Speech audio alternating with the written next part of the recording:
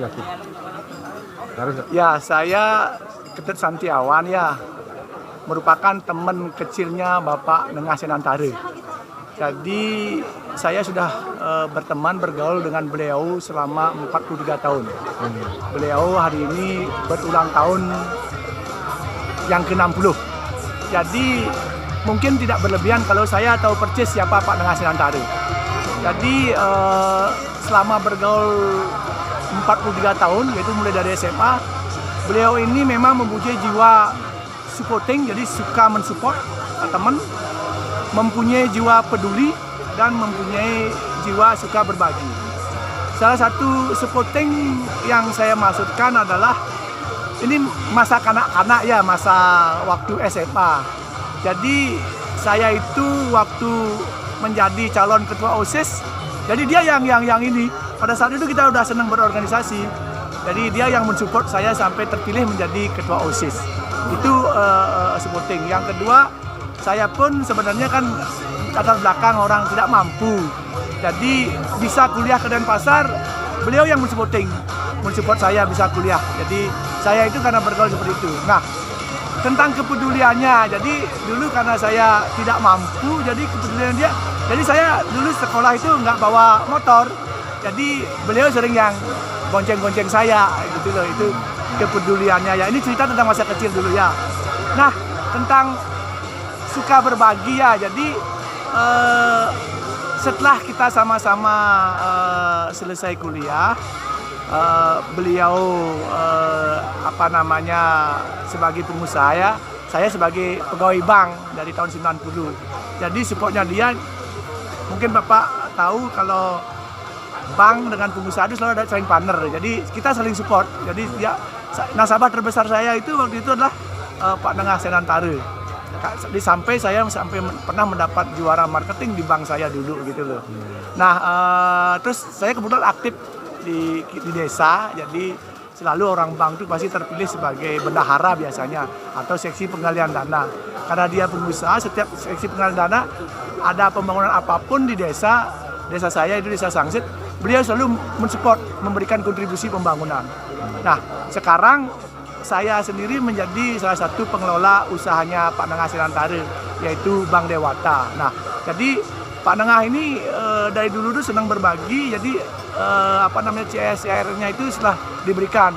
Di antaranya adalah memberikan beasiswa, menyekolahkan anak-anak, memberikan bantuan-bantuan ke panti asuhan, panti jompo. Bahkan yang paling hangat itu adalah waktu bencana di air bah di negara, beliau hadir sampai 3 kali.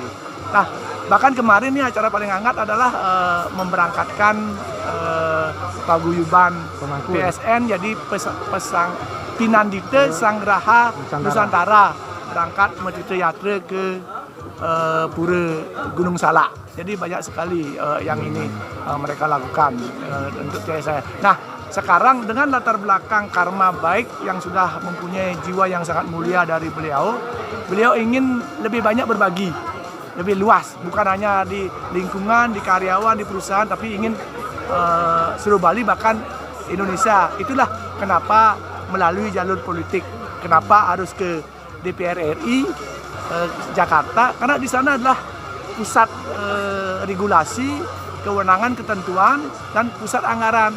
Jadi beliau sekarang ini ingin mengabdi, mempunyai visi dan misi adalah untuk mempertahankan Ajak Bali. Karena Ajak Bali ini harus dikawal, dipertahankan melalui ketentuan-ketentuan yang harus dikelola di Jakarta.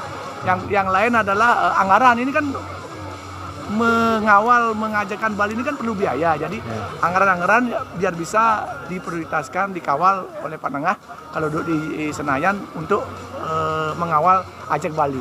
Itu sebenarnya secara singkat tujuan Pak Nengah. Untuk itu sangat dari track record itu sangat wajar saya menghimbau masyarakat Bali, inilah tokoh yang paling tepat untuk dipilih mengawal Ajak Bali di Jakarta. Itu mungkin diantaranya. Pak, dari sisi sosial Bapaknya banyak bergerak Pak di masyarakat. Oh, dari segi sosial seperti tadi, jadi membantu pembangunan baik Di desa saya kemudian dari Sangsit, di desa Kemenuh Gianyar juga. Terus ke Pandi-Pandi Jopo, beasiswa bahkan sampai menyekolahkan, dikursuskan, diajak kerja, dikursuskan sampai jadi guide. Itu saya sendiri ada ponakan, saya nitip ke beliau gitu. Jadi banyak hal lain lagi dari segi sosial. Dari karma sosial baik inilah, jadi dibawa ke jalur politik untuk bisa lebih luas, lebih besar untuk mengabdi. Jadi beliau sebenarnya ini dengan maaf ini bukan menyombongkan beliau, dengan bisnis usaha yang dimiliki beliau sudah selesai dengan dirinya sebenarnya. Jadi ini betul-betul hanya ingin jiwa mengabdi gitu loh, bukan ingin yang lain gitu loh. Hanya ingin mengabdi. Kalau bilang ingin nyari gaji, beliau menggaji saya kok, banyak karyawan yang digaji dan lain sebagainya. Bukan nyari pekerjaan, hanya ingin mengabdi.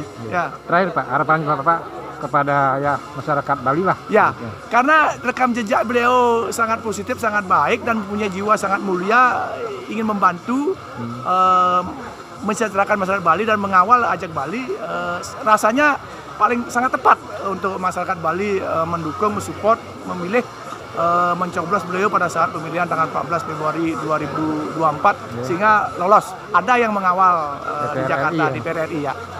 Oke.